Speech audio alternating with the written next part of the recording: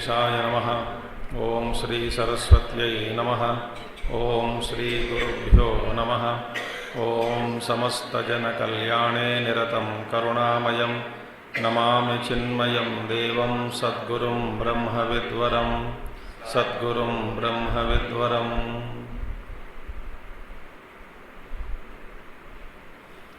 ओं सदाशिवसमारम्भां शङ्कराचार्यमध्यमाम् अस्मदाचार्यपर्यन्तां वन्दे गुरुपरम्परां। शङ्करं शङ्कराचार्यं केशवं बादरायणं सूत्रभाष्यकृतौ वन्दे भगवन्तौ पुनः पुनः। श्रुतिस्मृतिपुराणानाम् आलयं करुणालयं नमामि भगवत्पादं शङ्करं लोकशङ्करं शङ्करं लोकशङ्करम्। ॐ भद्रं कर्णेभिः शृणुयाम देवाः भद्रं पश्येमाक्षभिर्यजत्राः स्थिरैरङ्गैस्तुष्टुवागंसस्तनूभिः व्यशेम देवहितं यदायुः। स्वस्ति न इन्द्रो वृद्धश्रवाः स्वस्ति न पूषा विश्ववेदाः स्वस्ति नस्तार्क्ष्यो अरिष्टनेमिः स्वस्ति नो बृहस्पतिर्दधातु। ॐ शान्ति शान्ति शान्तिः।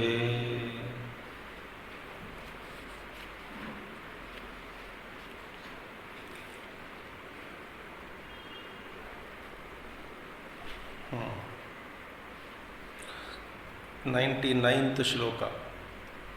क्रमते नहि बुद्धस्य ज्ञानं धर्मेषु तायिनः सर्वे धर्मास्तथा ज्ञानं नैतद्बुद्धेन भाषितम्।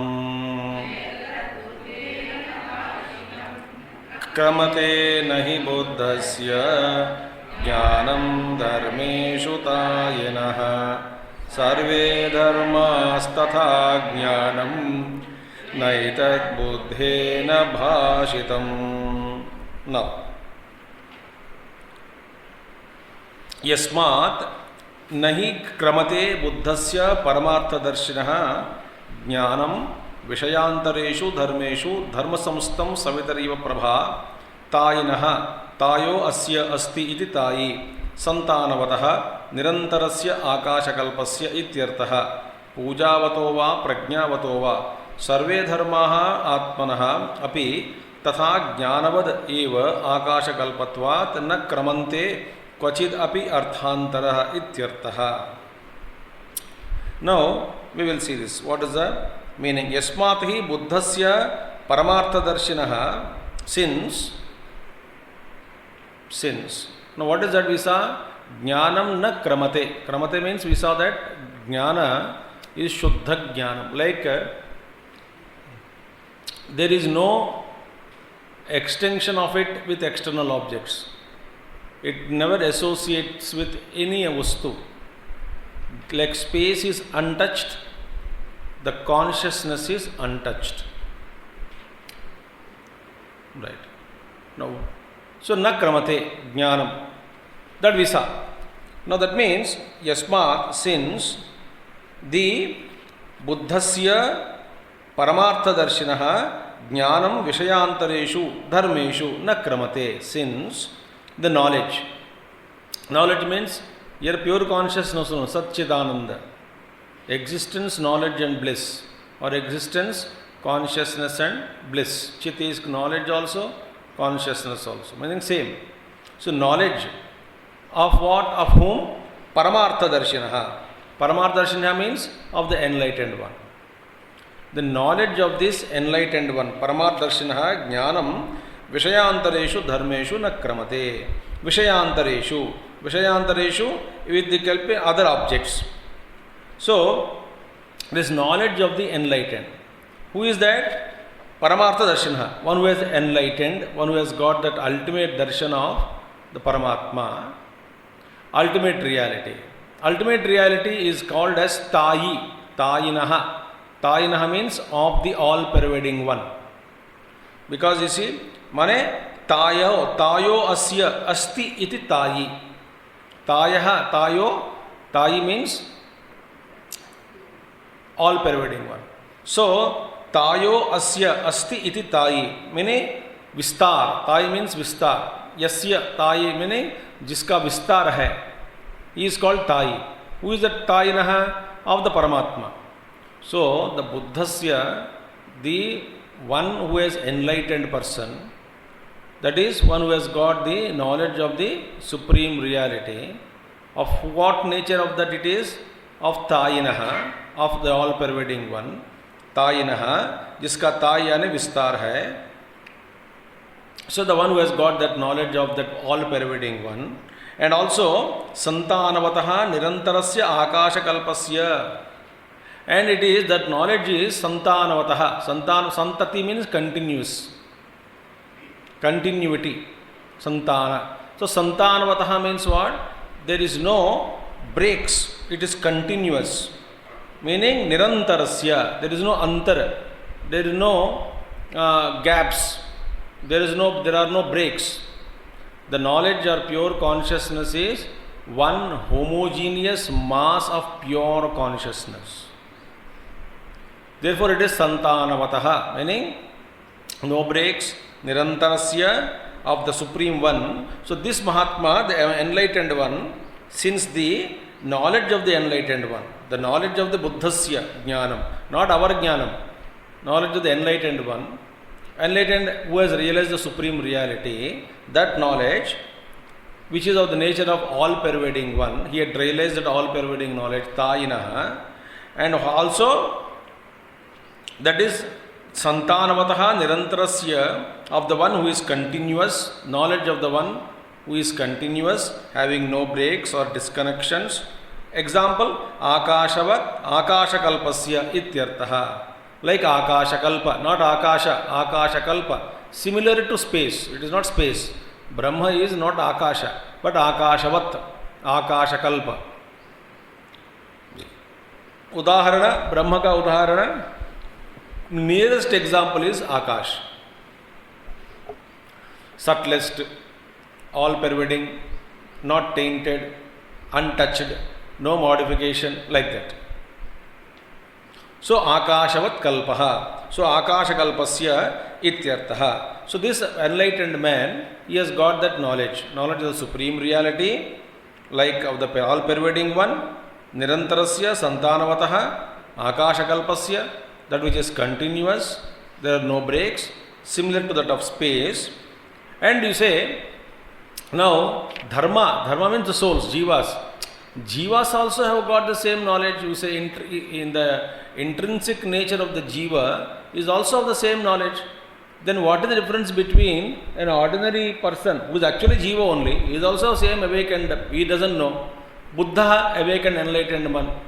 But what is the difference? Here says, no, this enlightened one is Pujavataha Prajnavatova. Pujavatowa Prajnavatova. This Mahatma who got enlightened, he is adorable. Enlightened one. So this Pujavataha, the knowledge is, which is adorable, which is enlightened. So the one who had awakened to that state, he also becomes adorable, he also becomes enlightened, he also becomes illumined or adorable or enlightened. But Pujavataha, Prajnavataha, because that knowledge is adorable knowledge, supreme consciousness. One who had awakened to that state, he also becomes adorable, enlightened. So this enlightened one who has got that knowledge or experience of supreme reality, which is of the nature of Tayinaha, of the all-pervading one, it is Santanavataha, no breaks, continuous, Nirantarasya, no breaks, no discontinuity, like space, and the one who is most adorable, worshipable, enlightened. So this kind of a jnanam, he got it. The one who is awakened, that knowledge, he got it. So that knowledge of this type, knowledge of इस तरह का ज्ञान, जैसे मैंने बताया अभी, इस तरह का ज्ञान जिसको प्राप्त हुआ, वो ज्ञान, वह ज्ञान जो है विषयांतरेषु धर्मेषु न क्रमते। इस तरह का ज्ञान माने जो सुप्रीम परमात्मा का परमार्थदर्शिनः और तायिनः संतानवतः निरंतरस्य आकाशकल्पस्य पूजावतो वा प्रज्ञावतो वा, इस तरह का ज्ञान जिसको प्राप्त होता है,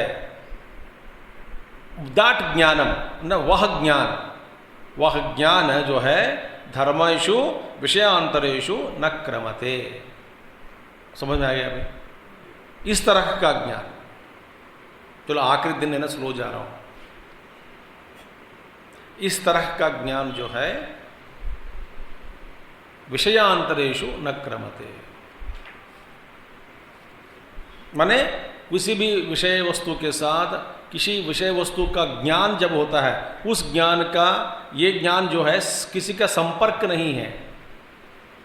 no other knowledge of any object can touch this pure consciousness, no object can touch this. क्यों कहा गया हम आगे देखेंगे।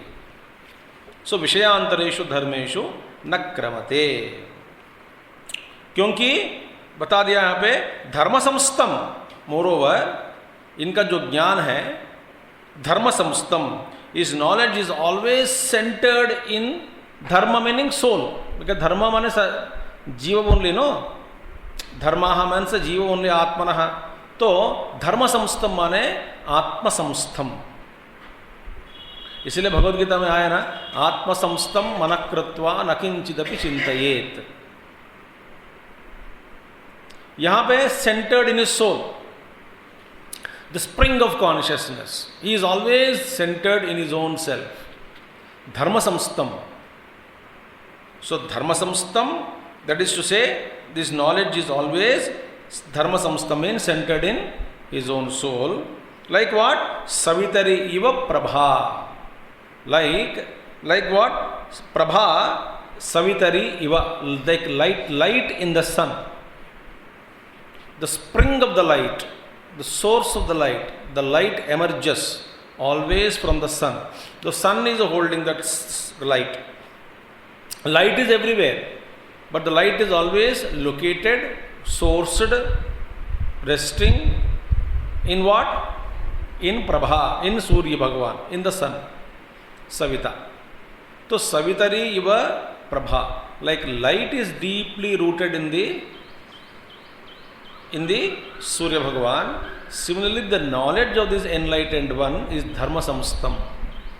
It's a beautiful thing. Therefore, this knowledge is all pervading, ultimate reality.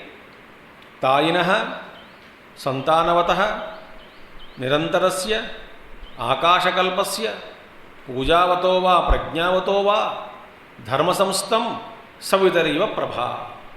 Such kind of a knowledge विषयांतरेषु धर्मेषु न क्रमते. Such is a pure knowledge. Knowledge is not intellectual, it is pure consciousness alone. That is a jnanam. विषयांतरेषु न क्रमते. धर्म समस्तं सवितरिव. No सर्वे धर्माः आत्मनः अपि तथा ज्ञानवदेव. Now, not only enlightened one, potentially sarve dharmaha, every soul, every jiva is potentially atmanah api, sarve dharmaha atmanah api, tatha jnanavadiyeva akashakalpatvat na kramante kvachidapi arthantara ityartha.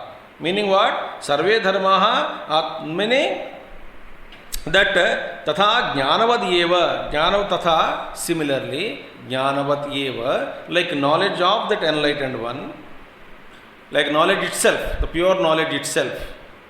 Jnanavat eva, sarve dharmaha, all the souls, all the jivas also, na kramante kvachidapi arthantara, meaning na kramate kvachidapi arthantara. That knowledge is not extending itself to any other vastu. It is untouched by any object.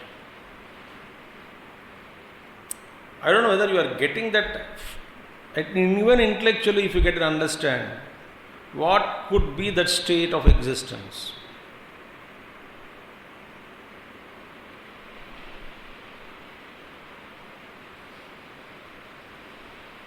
meditation becomes easy. What is meditation?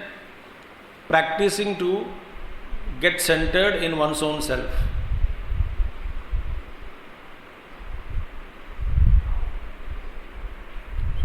So, this Akasha Kalpasya, this Atmanaha, but this knowledge is there, same is equal to every dharma, sarve dharmaha Atmanaha api. Na kramante kvachidapi arthantara.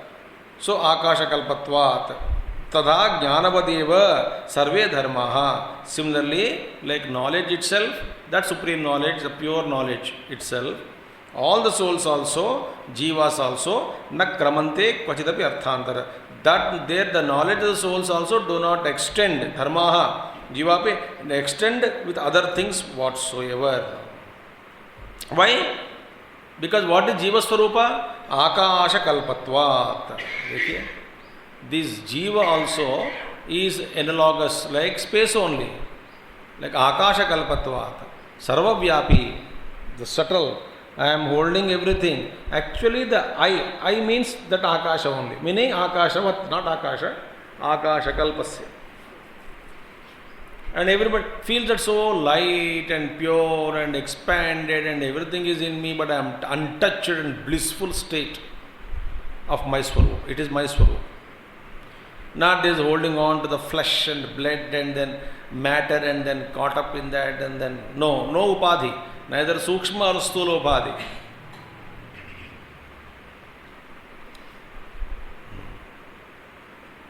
So, Akasha Kalpatvat, because souls also are being analogous to the all-pervading space. This is the meaning. Ityartaha. So, this is the meaning. Jnanavad eva Akasha Kalpatvat nakramante. Now, we will again study this. Again study means? और गहरे जाएंगे. Now see. From the Jnani's point of view, wise man's point of view, Jnani Drishtya, what is the first point? There cannot be any sambandha between Jnana and Vastu. When you say Vastu Jnanam, the knowledge of the object, what do you mean by that? We think normally, the jnanam yasyatu chakshuradikarana bahispandate. We say that consciousness goes out, vrittivyapti, envelopes the object and illumines that object. All that is. But even all this prakriya, whether it is correct or not, we will see later on, we will see. From the Mandukya, now ultimate we reach the final steps. So there cannot be any relationship between the knowledge and the object. That is the perception, that is the understanding, that is the experience, that is the realization of the wise man.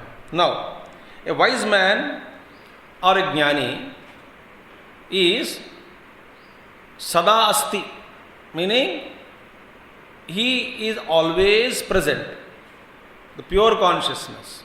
He is awakened to the experience of his presence, which is 24/7, meaning always, sada. Now, sada means what? What is the nature, enlightened man's nature? Consciousness only. Sarve dharmana, buddha, enlightened man. So, if you say, such a pure consciousness which always exists unchanged, if you say to that knowledge, if you say, and there if you accept that there is a relationship between the knowledge and the object, if you accept it, that jnani who is always present, but to that jnani who is by nature pure consciousness, if you say that knowledge or that consciousness has some relationship with an object vastu outside, then what will be happen?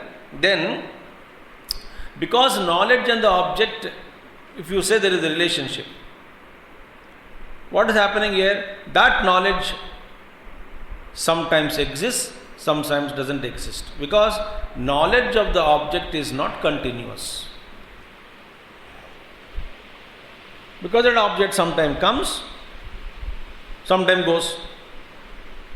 So when object comes, the knowledge of the object takes place. No object disappears, that knowledge also disappears. So such kind of a knowledge, that relationship, that is vastu and jnanam, sambandha, sometime exists, sometime doesn't exist. Why? You said there is a sambandha between jnanam and vastu. If there is a relationship, वस्तु का ज्ञान हुआ, तो ज्ञान का जो अस्तित्व जो है, जब वस्तु का दर्शन हो, today I may take extra time, so be prepared to listen. मैं तो भागूं, तो whether you sit or not, I am going to sit. Acharya is there here only, our Acharya. So he will listen to me and bless me and go. So this knowledge, sambandha.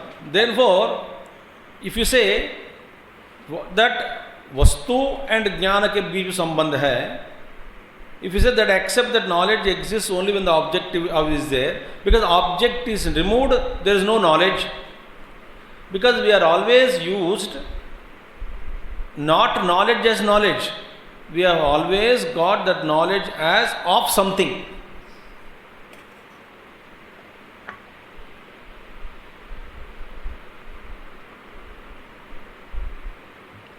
So we never understood. So therefore we say knowledge is always associated with object. But if you say, because objects come and go, object is not permanent. Therefore, when object is there, knowledge takes place. When object disappears, knowledge disappears. That means that knowledge, if you accept the sambandha, then what happens? It is intermittent. Sometime exists, sometime doesn't exist, because there cannot be any shashvata sambandha between a vastu and jnanam. Our knowledge is always of something. So वस्तु के साथ जो संबंध है, इस तरह का ज्ञान ही हमारा अनुभव है. ये गलत है या सच है, वो आगे देखेंगे. Now, so when the object is removed, knowledge is removed.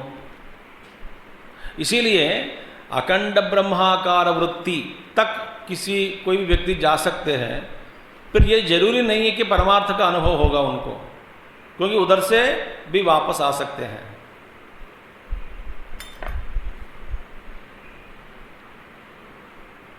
चढ़ भी सकते हैं, फिर उधर गिर जाते हैं. सो इसका मतलब क्या है? तो वृत्ति के ऊपर आधार किया है आपका ज्ञान.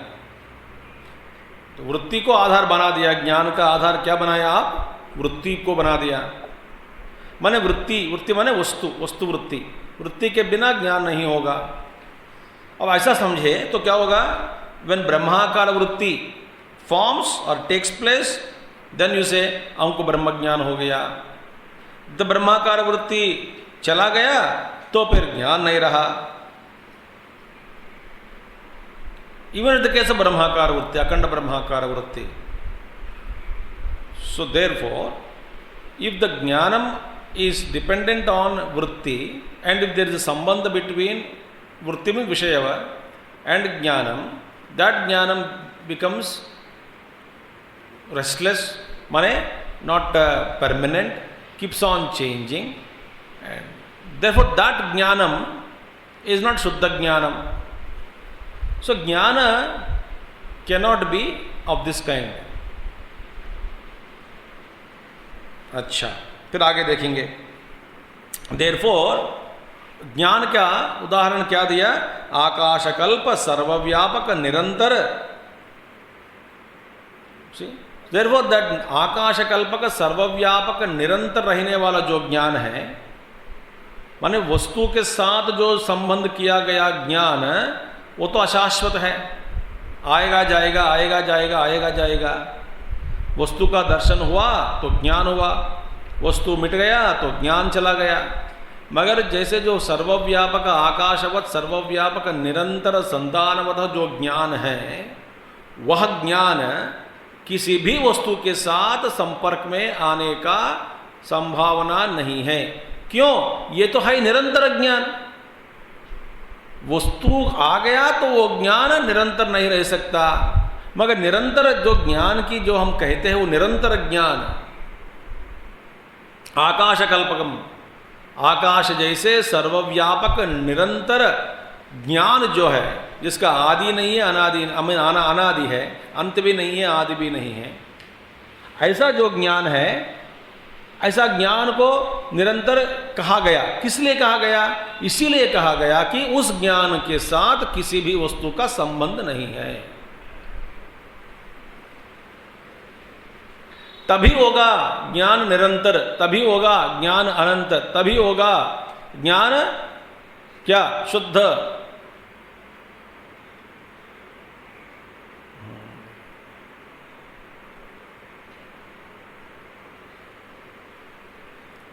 तो यदि वस्तु के साथ संबंध बता दिया तो फिर वो ज्ञान शुद्ध नहीं रहा, सर्वव्यापक नहीं रहा, असंग नहीं रहा, शाश्वत नहीं रहा। मगर हम जिस ज्ञान के बारे में बता रहे हैं वो ज्ञान निरंतर है। किस लिए है? इसीलिए कि किसी वस्तु के साथ उस ज्ञान का संबंध, वास्तव में उस ज्ञान हम करके शब्द का प्रयोग कर रहे हैं, उस ज्ञान का संबंध नहीं है। फिर किस तरह का ज्ञान का संबंध है वस्तु के साथ? ये तो प्रश्न गलत है, क्योंकि किसी भी तरह का कभी भी ज्ञान का किसी भी वस्तु के साथ संबंध नहीं है। मगर संबंध दिखाई दे रहा है, वो तो मिथ्या है। आप यदि दो प्रकार के ज्ञान हो तो बता सकते हैं, एक प्रकार का ज्ञान सर्वव्यापक निरंजन अत्यंत सूक्ष्म, और दूसरा प्रकार का ज्ञान जो है वस्तु के साथ संबंध है, रखता है, उसका ज्ञान का संबंध रखने वाला, रहने वाला, ऐसा ज्ञान। इतने कितने ज्ञान है? एक ही ज्ञान है, अनंत है।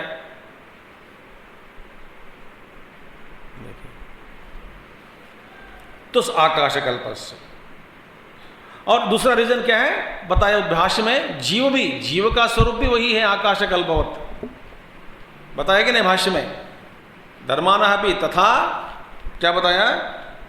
तथा ज्ञानवद एव सर्वे धर्माः। सिमिलरली ज्ञानवद एव सर्वे धर्म, सभी बाकी जीव जो भी है वे सब भी, उनका स्वरूप भी ज्ञानवद एव। जैसे ज्ञान का स्वरूप, ज्ञान निरंजन है, सर्वव्यापक है, न क्रमते, इसी तरह जीव धर्म का जो धर्म है ना, आत्मा जीव का ज्ञान है वो भी न क्रमते, किसी वस्तु के साथ कभी भी संबंध प्राप्त करना नहीं होगा। ठीक है? Therefore, one more reason. So, Jiva also is all pervading like Brahman. Therefore, there cannot be any relationship between that all pervading वस्तु जो है। देखिए, सर्वव्यापक वस्तु जो है, ध्यान से सुनिए, अब लिखना बंद करो, नहीं तो लिखते लिखते फिर सुन नहीं सकते आप। सर्व वस्तु, सर्वव्यापक वस्तु जो है, उस वस्तु बन उस ज्ञान के साथ किसी भी क्रिया का संबंध नहीं हो सकता, क्योंकि क्रिया तब होगा जहां अनंतत्व नहीं है। तो नानात्व में ही क्रिया हो सकती है।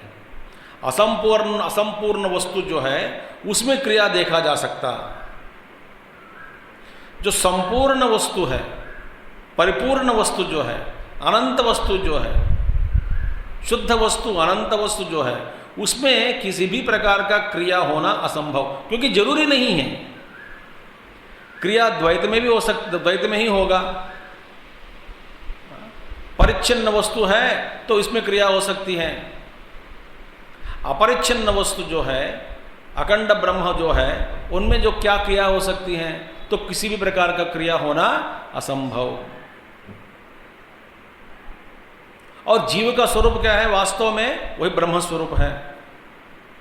तो इसीलिए तो यू से कर्तापन नॉट पॉसिबल, क्योंकि कर्तापने का मतलब माने क्या हुआ? कर्तापन हो गया मतलब इसका मतलब ज्ञान आएगा कभी, ज्ञान कभी चला जाएगा, कभी आएगा कभी जाएगा, माने कर्तृत्व भाव रखा तो उस तरह का उस संबंध जिस वस्तु के साथ जिस कर्म में कर्तृत्व भाव रखा तो उस समय उस ज्ञान का उदय हुआ। फिर कर्तृत्व अपन छोड़ दिया तो वस्तु के साथ संबंध छोड़ दिया। वस्तु का जो ज्ञान क्रिया रूप में जो ज्ञान का शब्द का क्रिया रूप में जानना शब्द माने जानना माने क्रिया, वर्ब हो गए वहां पे। तो मैंने जब जानना चाहता हूं किसके बारे में, किसी वस्तु के बारे में, जब मैं जानना चाहता हूं वस्तु पड़ी है सामने और मैं जानना भी चाहता हूं तो जानने वाला मैं बन गया, जानना क्रिया हो गई। और क्यों हुआ इस तरह का ज्ञान, माने जब फिर मैं उस वस्तु को छोड़ देता हूं तो जानने वाला, उस वस्तु को जानने वाला वो भी मिट गया, तो वस्तु के साथ जो संबंध रहा ज्ञान रूप है ना वो भी चला जाता है। तो माने ज्ञान कभी आएगा कभी नहीं आएगा। गीता किताब की ओर देखा तो गीता ऐसा एक किताब है, भगवान ने बताया करके उसका स्मरण और याद हो जाएगा। गीता किताब अगर सामने नहीं है तो गीता करके शास्त्र को भूल तो जाते हैं। देखिए आप घर जाओगे किसी का तस्वीर देख करके कहोगे कि ये मेरे बचपन का दोस्त है, तस्वीर जब तक सामने नहीं आया उस पृथ्वी नहीं है। तो जानना कब हुआ, तब वस्तु प्राप्त हुआ, तस्वीर मिल गई तब आप उसको जाना, तो उस तस्वीर में जो वस्तु जो आदमी है इसके बारे में आपको ज्ञान हुआ। वो ज्ञान हुआ कब हुआ, जब तस्वीर पड़ी सामने। तो माने उस तस्वीर में जो व्यक्ति है उस व्यक्ति का जब भी ज्ञान तो याद में आया, स्मरण में आया, आपको वो आया माने इससे पहले नहीं था, स्मरण में नहीं आया, जानते हैं बल्कि आप तो भी आपको उस समय उस व्यक्ति का ज्ञान ये है, पृथ्वी पे इस शहर में है, ऐसा ज्ञान नहीं हुआ। क्यों, तो ज्ञान वस्तु के साथ आप एक संबंध के रूप में स्वीकार किया। इसीलिए ज्यादा जानने का जो कुचली है ना वो भी एक तरह का विकल्प ही है।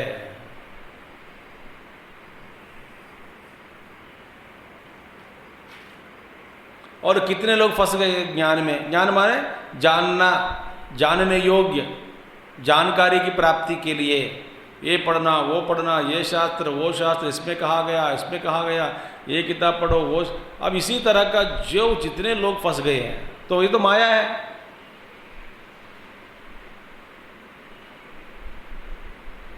इसलिए ज्यादा चीज, इसलिए सारे उपनिषदों में इसलिए सब्जेक्ट मैटर क्या है, वस्तु ब्रह्मा। इसलिए आप अनेक प्रकार के उपनिषद पढ़ोगे, विषय क्या है, वेदांत का विषय ब्रह्म ही ब्रह्म। तो माने ये ब्रह्म, इसी ब्रह्म वृत्ति, ब्रह्माकार वृत्ति, ब्रह्म को जानना, ब्रह्म ज्ञान के अलावा और आपको बाकी किसी भी तरह का ज्ञान नहीं मिलेगा। तो उपनिषद सीमा को पार किया तो आप वैविध्य में फंस जाओगे। उपनिषद में ही घूमते रहोगे या वेदांत में भी घूमते रहोगे या भगवद गीता में घूमते रहोगे या ब्रह्मसूत्र में घूमते रहोगे, उसी को सीमा बनाकर उसी में आप रहोगे, तो फिर आपको क्या चिंतन होगा, ब्रह्म का ही चिंतन होगा।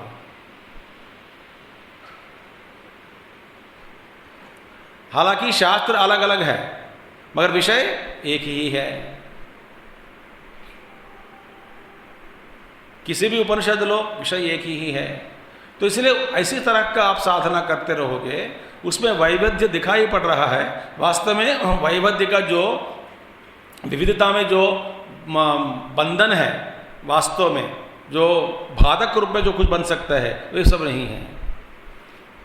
तो शास्त्र पढ़ने से मारे दूसरे अलग अलग प्रकार के शास्त्र पढ़ोगे, फिर जहाँ का जिसका विषय स्वर्ग हो या नरक हो, और किसी का विषय वस्तु की उपलब्धि या धन की प्राप्ति के लिए कुछ शास्त्र पढ़ोगे, वहाँ पे विविधता आ गए माने फंस गए।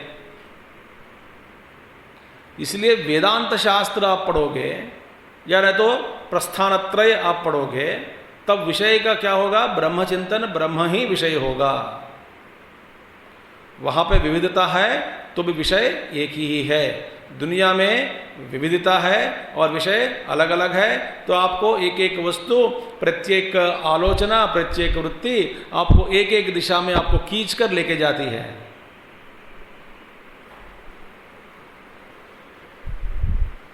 तो आपका फिर एक विशेषण युक्त आपको नाम देना पड़ेगा, भटकात्मा चिद्रूपानंद।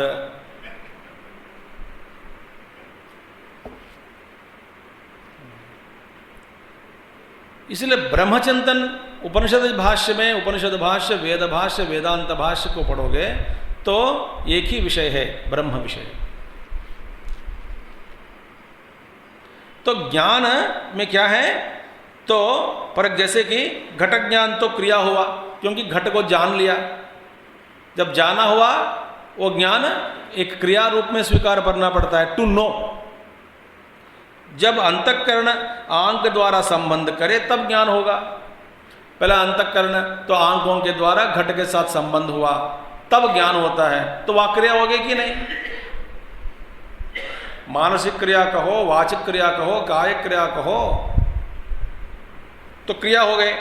इसीलिए ऐसे ही ब्रह्म ज्ञान भी हो जाएगा। ब्रह्माकार वृत्ति के ऊपर आधार किया पढ़े, माने ब्रह्म ज्ञान, ब्रह्माकार वृत्ति, अखंड ब्रह्माकार वृत्ति चाहिए, ये एक कदम है, मगर उसमें फंसना नहीं चाहिए। इसीलिए जब ब्रह्माकार वृत्ति में फंस जाओगे तो ब्रह्माकार जो प्रतिबिंब, जो ब्रह्म तत्व है, इसमें इतना रसानुभूति मिलती है आपको, समाधिस्थ हो जाओगे, मगर उसके ऊपर जो सहजत्व है उसको प्राप्त करने में हम असंपूर्ण रूप से वहीं अटक जाएंगे, क्योंकि हमको उधर नहीं जा सकते, क्योंकि रसास्वाद बोलते हैं वेदांत में, उसको कहते हैं रसास्वाद। रसास्वाद भी एक बड़ा बाधक है, बंधन है। इसीलिए ब्रह्मज्ञान जो है, अखंड ब्रह्माकार वृत्ति चाहिए ही, एक तो कदम मिलेगा ही आपको। जैसे कि आप कहीं जा रहे हैं, बीच में एक बढ़िया रेस्टोरेंट मिलेगा आपको, ये जरूरी नहीं कि उस रेस्टोरेंट में खाना ही खाना है, छोड़ भी सकते हैं आप, मगर मार्ग में तो पड़ेगा, मगर फंसना चाहिए, उसमें नहीं चाहिए। तो आएगा, उसको भी त्यागना है। इसीलिए उस ब्रह्माकार वृत्ति, वृत्ति रूप में जो आनंद मिलता है अंतःकरण में, जो रसास्वाद हम ग्रहण करते हैं, लेते हैं, तो पीते रहते हैं रस को, उस रस को त्यागना बड़ा कठिन है बाबा।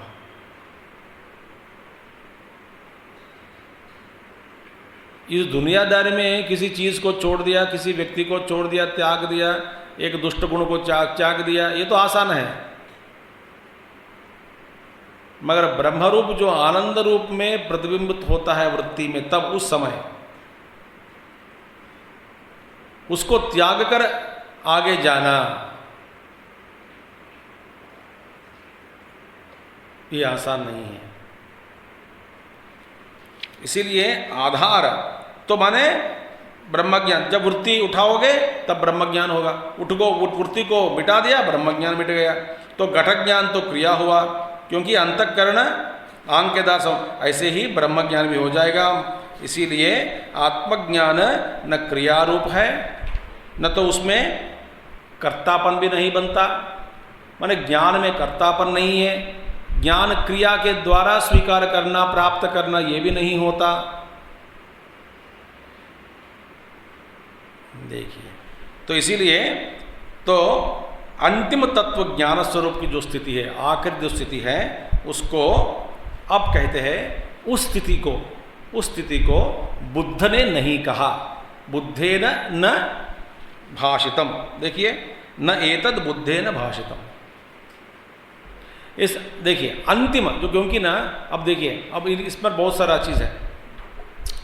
गौड़पादाचार्य जी कहते हैं, बुद्ध द्वारा इस वस्तु को, इस अंतिम तत्व के बारे में नहीं बताया गया। अब थोड़ा इस पर हमको सोचना पड़ेगा।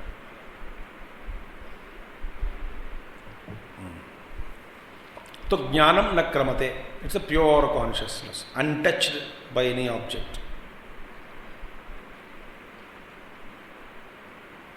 क्योंकि कोई बोलता है मुझे ज्ञान प्राप्त किया हुआ, कौन सा ज्ञान, किसका ज्ञान, कहाँ का ज्ञान, कैसा प्राप्त।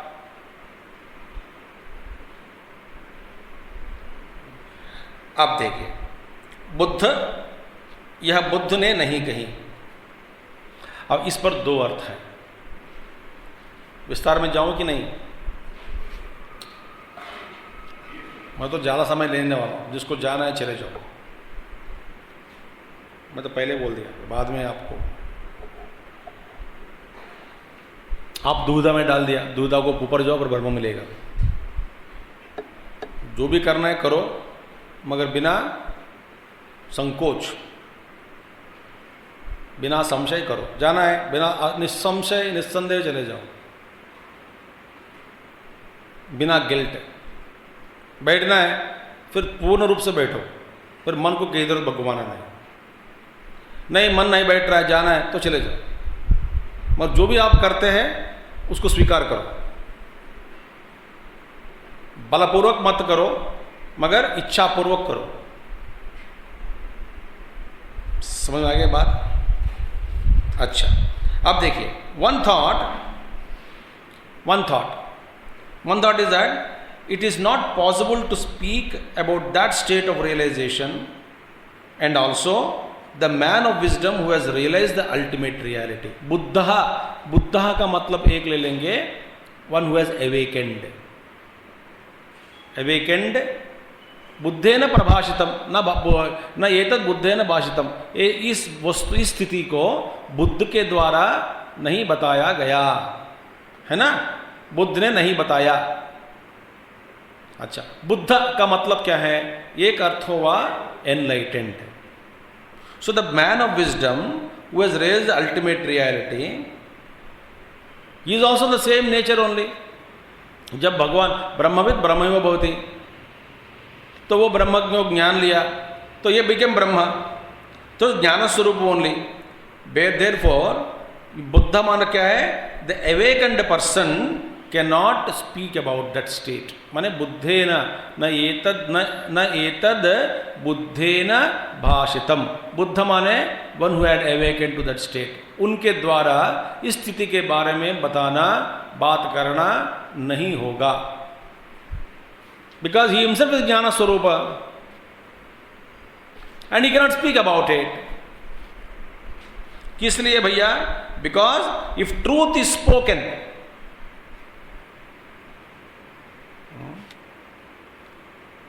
से ब्रह्म जानाति ये गलत है, अहम ब्रह्मास्मि करेक्ट अनुभव, मैं ब्रह्म को जान लिया ये गलत विचार है, ये तो सही नहीं है, कि ब्रह्म को जानना कभी नहीं होगा। अहम ब्रह्मास्मि ठीक है, तो मैं ब्रह्म को प्राप्त किया, गलत है। और एक बार द बुद्ध माने one who awakened to that state speaks about that state. एक बार बात किया तो क्या हुआ? That truth is brought into words. When you start speaking into the words, it become limited, therefore it is not spoken. buddhena na etad buddhena bhashitam. This was not uttered by a man of realization. He becomes silent. ये है एक अर्थ बुद्ध का। दूसरा अर्थ बुद्ध का Gautam Buddha, Buddhist philosophy, the Lord Buddha. Lord Buddha did not mention or spoke about this state of ultimate realization.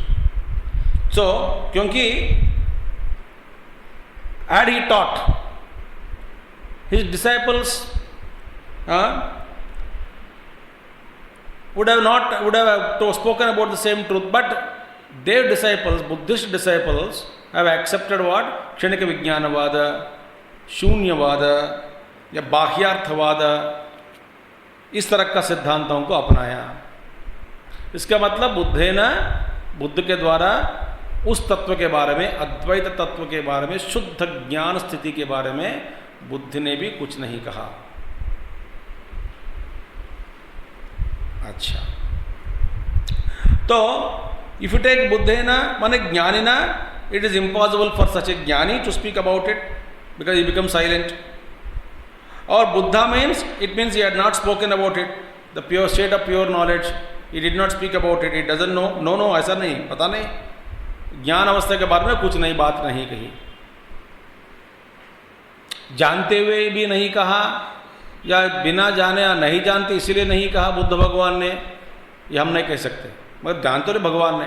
तो इसीलिए भाष्यकार यहाँ पे बताते हैं, the knowledge alone is the supreme and ultimate state, in that pure knowledge the knower, known and the knowledge, this kind of ज्ञान, ज्ञेय, ज्ञातृत्व आर ऑल कल्पितम, imagined, because knowledge is cannot be divided into knower, known and knowledge. It's all one.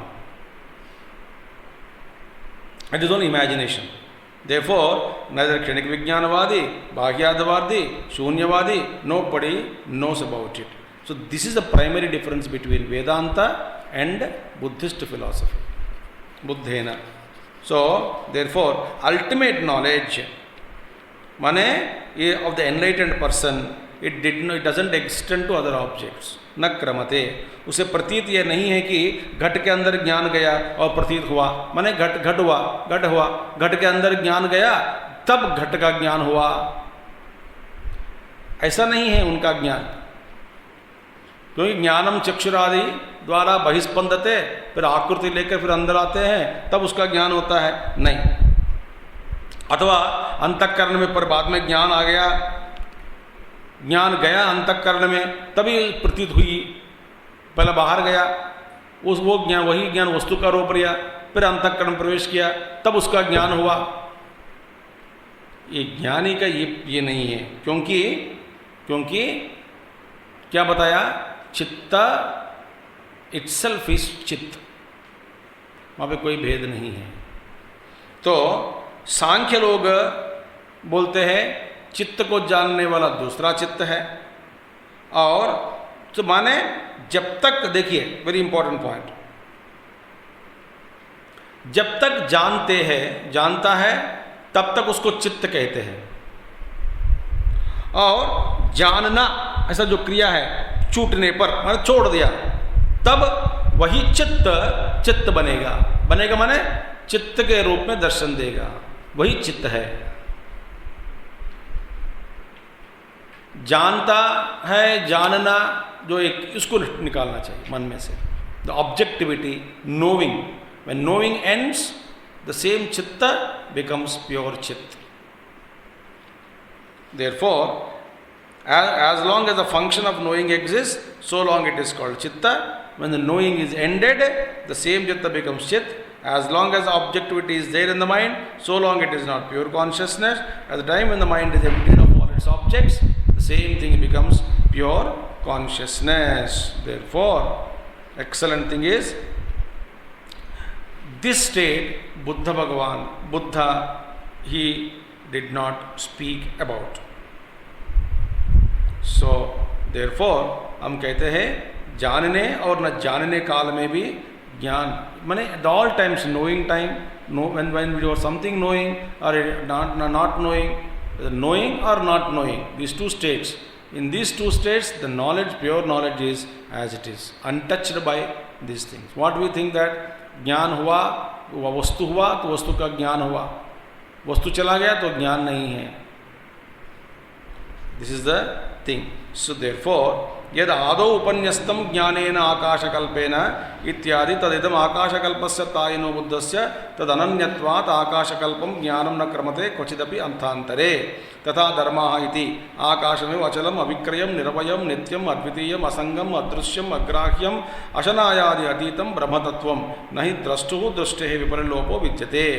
यद आदौ उपन्यस्तम, पहले जो उपन्यास किया गया, that which was briefed in the beginning, ज्ञानेन आकाशकल्पेन, कारिका देखिए 4th chapter only, आलात शांति 1st श्लोक, आकाशकल्पेन ज्ञानम, ज्ञानम इज कंपेयर्ड टू आकाशकल्प, लाइक स्पेस. उपसंहार, उपक्रम उपसंहार हो रहा है यहाँ पे, अभी आकाश के साथ ही समाप्त कर रहे हैं. सो तदिदम आकाशकल्पस्य तायिना बुद्धस्य, तायिनो बुद्धस्य माने the all pervading existence and realisation of the awakened soul, बुद्धस्य तद अनन्यत्वात्, since it is no anyatva in that, it is since it is continuous and common and all pervading, akasha kalpakam, like space, jnanam, that jnanam na kramate kvachidapi arthantare, it doesn't extend or interact or intersect with any other object. It is cannot be, knowledge cannot be divided as into jnanam jnayam and jnata ityadi. Therefore dharmaha, similarly dharmaha, souls also. What are the souls of nature? Nature of the souls, akashamiva achalam, there no achalam, no movement, avikriyam, no modification, niravayam, partless, nityam, eternal, advitiyam, one without second, asangam, detached, adrishyam, invisible, agrahyam, ungraspable, ashanayadi atitam, and there is no question of hunger, hunger, thirst and all that, and the pure, eternal, infinite consciousness is that every soul. Brahmatma tattvam, it is the nature of the pure essential reality only. Nahi drashtu drishte viparlopo vidyate, because the vision of the witness is never lost. Drashtatva jo bhi hai wo to hai hamesha, that is never lost. We think that when vastu is not there, the knowing also ended. No, I am there, knowledge is there. As nowhere, no, pure knowledge is there. So object is there, the object number one, then the knower is born, no of the object removed, the knower also disappeared, but pure knowledge remains. In that no lopa, it can never be removed, destroyed. Therefore jnana jnana jnatra bhedarahitam paramartha tattvam advayam etatna buddhena bhashatam. This kind of highest state is not spoken by Buddha. Why not spoken? Buddha knows about it, but he cannot speak about it. इस इधर भी बुद्ध माने awakened के रूप में ले लिया तो फिर बात आ जाएगी कि ज्ञान ज्ञेय ज्ञात्र तो बोलना पड़ेगा, इसलिए चुपचाप बैठ जाते हैं। या आप गौतम बुद्ध को स्वीकार किया तो उन्होंने सोचा कि फिर यही बात हो जाएगी, लेकिन कैसे समझाए, बात उस तत्व के बारे में बताया तो फिर प्रश्न पूछेगा कि फिर ज्ञान में अखंड है तो अभी किसको बता रहे हैं आप मुझे कैसे पढ़ा सकते हैं। इसीलिए अपौरुषेयम, वेद में, वेद का तो अपौरुषेय ज्ञान किसने नहीं कहा, ये पुरुष तंत्र नहीं है, वसुतंत्र है। तो ज्ञान अपौरुषेयम, वेद पढ़ो, ज़्यादा जानकारी के लिए उपनिषद पढ़ो। उपनिषद किसने कहा? अपौरुषेयम, किसी भी नहीं कहा, ये तो शाश्वत है, किसी ने भी नहीं कहा। तो क्या हुआ? अपौरुषेय हो गया। अपौरुषेय में कर्तापन नहीं है, तो ज्ञाता ज्ञातृ ज्ञेय, पढ़ना पढ़ाना ये सब बंद हो गए। तो आपको यदि ज्ञान, शुद्ध ज्ञान चाहिए, उपनिषद के पास चले जाओ, पढ़ो, स्वीकार करो, समझो। जब गुरु के पास जाके गुरु कुछ तत्व के बारे में बोलने लगे तो फिर तत्व के बारे में बोलना नहीं होता। क्या बोलना चाहिए? उस तत्व में, उस ज्ञान में अखंडता है। गुरुजी अब अखंडता तो है ही, पर किसको पढ़ा रहे हैं आप? तो इसीलिए ये सब झंझट बुद्ध भगवान, क्योंकि कुछ भाष्यकारों ने कहा कि बुद्ध का मतलब अवेकेंड ही होगा, क्योंकि यहाँ पे अचानक आप बुद्धिस्ट बुद्ध जो सिद्धांत दिया बौद्ध मतों का बुद्ध को ले आया सडनली अचानक भाष्य में, तो उसको बोलते प्रकरण भंग। क्योंकि प्रकरण में कहीं पे भी बुद्ध भगवान का, बुद्ध का नाम नहीं लिया गया, फिर अचानक लेना, तो भाष्यकारों ने ये स्पष्ट नहीं किया कि यह बुद्ध वो बुद्ध है या अवेकेंड है, परमार्थदर्शी। मगर प्रकरण भंग हो जाएगा वो बुद्ध को लेने से। वो बुद्ध जान लिया है मगर बताया नहीं, क्योंकि समझाना मुश्किल है, करके छोड़ दिया होगा। तो बुद्ध ने न भाषितम, छोड़ दिया तो शिष्य रत्नों ने गलत समझ लिया। फिर बोलने लगे कि सारे वृत्ति अंतःकरण में घटक ज्ञान हुआ, तो ज्ञान तो बुद्ध भगवान ने क्या किया? बाह्य जो पदार्थ है बताते हैं, ज्ञान ज्ञेय ज्ञातृ, ये भेद को त्याग दिया, बाह्य वस्तु को त्याग दिया, अंतःकरण तक लेके गया।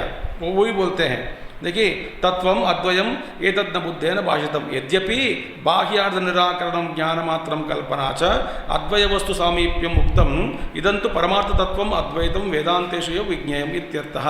बुद्ध भगवान ने क्या कहा कि गौतम बुद्ध ने कि देखिए यद्यपि बुद्ध माने ये दोनों तरह का बुद्ध, तो बाह्य तो ज्ञान ज्ञाता ज्ञातृ ज्ञेय ज्ञाता ये त्रिपुटी को त्याग दिया। माने ज्ञान तो अखंड है, ये ज्ञान में ये सब अखंडता नाखंड अखंडता आना, खंड करना असंभव। तो बाह्य वस्तुओं को त्याग दिया मिथ्या रूपेण, तो बाह्य वस्तु ही नहीं है, तो बाह्य वस्तु के संबंधित बाह्य वस्तु से संबंधित जो ज्ञान का उदय, तो वस्तु का ज्ञान, वस्तु को जानने वाला, फिर उस सब बीच में संबंध ज्ञान, ये त्रिपुटी है वो भी मिथ्या ही है, इसीलिए त्याग दिया बाह्य वस्तुओं को और त्रिपुटी को त्याग दिया। त्याग देने के बाद फिर कहाँ गया आदमी, साधक को अंतःकरण में लेकर गया। बोले कि देखिए ज्ञान अंतःकरण में होता है, अंतःकरण में विषय वस्तु है, बाह्य वस्तुओं का रूप अंतःकरण किया, बाह्य वस्तुओं का रूप अंतःकरण करने के बाद तुमको ज्ञान होता है, ऐसा महसूस होता है, वास्तव में मिथ्या है, तो घट को हटा दो, हटाने के बाद जो ज्ञान है वो तो शुद्ध ज्ञान हो गया, घटक ज्ञान नहीं है, ज्ञान मात्र, सिर्फ ज्ञान मात्र रहेगा। तो ये जानो, तो बाह्य से अंतःकरण तक ले आया। इसके बाद अद्वैत सिद्धि के बारे में कुछ नहीं कहा। क्यों? क्योंकि कहने के लिए ये मुश्किल है। यदि आप बुद्ध को परमात्मदर्शी के रूप में लेकर लिया जाए तो भी वो बोलना मुश्किल है, इसलिए न भाषितम कुछ नहीं कहा। अब गौतम बुद्ध को स्वीकार किया तो उन्होंने सोचा कि ये भी यही प्रश्न उठाएगा, इसीलिए समझाना मुश्किल है, इसलिए चुप बैठ गया होगा। यहाँ पे भाष्यकारों के अनुसार, यहाँ पे टीकाकारों के अनुसार बुद्ध का स्पष्ट शब्द का जो स्पष्ट अर्थ नहीं दिया यहाँ पे, बुद्ध का मतलब कौन है। मगर वास्तव में महात्मा लोग बताते हैं ये बुद्ध गौतम बुद्ध नहीं हो सकता, क्योंकि प्रकरण भंग हो जाएगा। इसीलिए बुद्ध का मतलब ज़्यादा से ज़्यादा प्रायः इसी तरह का स्वीकार करते हैं लोग कि बुद्ध माने यहाँ पे महात्मा लोग स्वीकार करते हैं परमात्मदर्शिनः। परमात्मदर्शी उस तत्व के बारे में कभी भी किसी भी के साथ, किसी व्यक्ति के साथ बोलेगा नहीं, चुप हो जाएगा। इसीलिए बुद्धेन न भाषितम्। ठीक है, हो गया कि नहीं? समझ में नहीं आया होगा, नहीं आया तो छोड़ो। दुर्दर्शमति गंभीरम अजम साम्यम विशारदम बुद्ध्वा पदमनानत्वम नमस्कुर्मो यथा बलम। दुर्दर्शमतिगम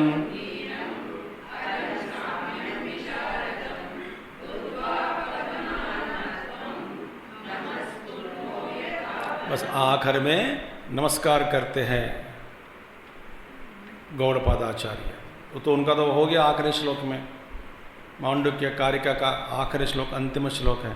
तो अंतिम श्लोक में अद्वैत तत्व को ही नमस्कार करते हैं। क्या कहते हैं?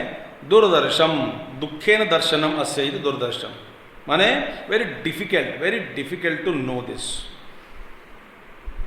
That which can be seen with difficulty. दुखेन दर्शितम, अति गंभीरम, देखिए बड़ा गंभीर है, प्रोफाउंड, अजम बर्थलेस, साम्यम यूनिफॉर्म, विशारदम। देखिए सो नास्ति, देखिए दर्शनम अस्य इति दुर्दर्शम, अस्ति नास्ति इति चतुष्कोटि वर्जितत्वाद दुर्विज्ञेयत्वम इत्यर्थः। क्योंकि ये तत्व के बारे में अस्ति नहीं कह सकते, नास्ति नहीं कह सकते, अस्ति नहीं कह सकते, नास्ति कह नहीं सकते, नास्ति नहीं कह सकते, किसी की तत्व के बारे में मुंह नहीं बोल सकते, इसी दुर्दर्शन। फिर हुआ अति गंभीरम दुष्प्रवेशम महासमुद्रवद अकृत प्रज्ञैहि। It's impossible to enter into it, because impossible means very difficult to enter into it, because दुष्प्रवेशम वेरी डिफिकल्ट, महासमुद्रवद अकृत प्रज्ञैहि। It's unfathomable meaning depthless like ocean, and it is not possible to enter into it by people who lack in discrimination. Akrita prajna, it's difficult. Ajam samyam visharadam, it is birthless, uniform, holy, buddhva avagamya tadbhuta santaha. having realized, that is tadbhuta santaha, having become identified with idruk padam, such a state which is ananatvam, nanatva varjitam, that is non-duality.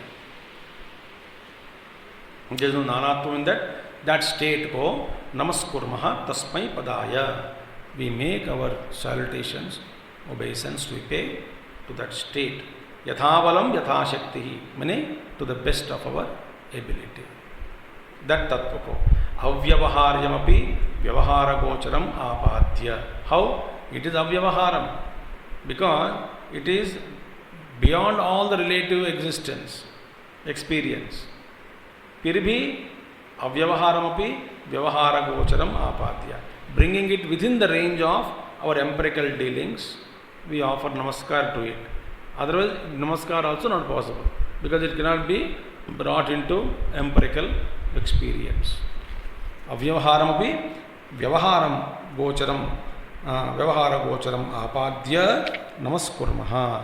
We offer our salutations to that tattva which is supreme Advaita, the non-dual. See?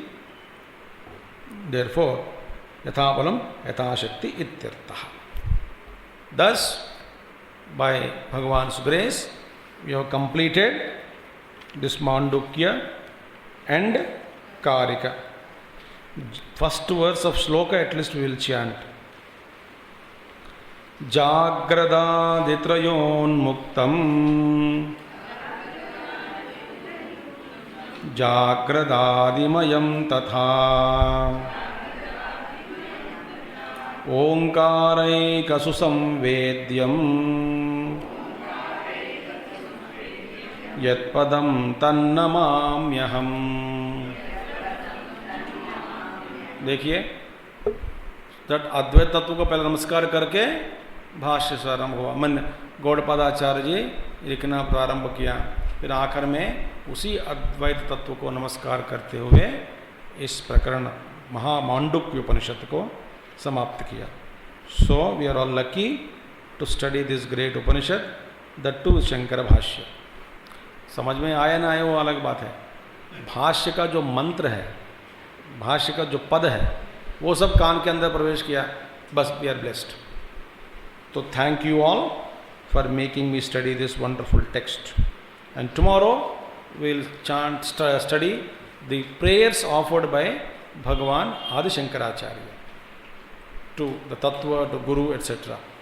So that prayer we will offer, and we will offer our prayer to our Gurudev and Bhagavan Adi Shankaracharya ji. We will chant Puja Stotra, then Prasad, Arati and Prasad hoga kal. That we are completing tomorrow, that is on May 24th. ठीक है. ओम पूर्णमदः पूर्णमिदं पूर्णात् पूर्णमुदच्यते पूर्णस्य पूर्णमादाय पूर्णमेवावशिष्यते. ओम शांति शांति शांति. हरिः ओम. श्री गुरुभ्यो नमः. हरिः ओम. सद्गुरुनाथ महाराज की जय.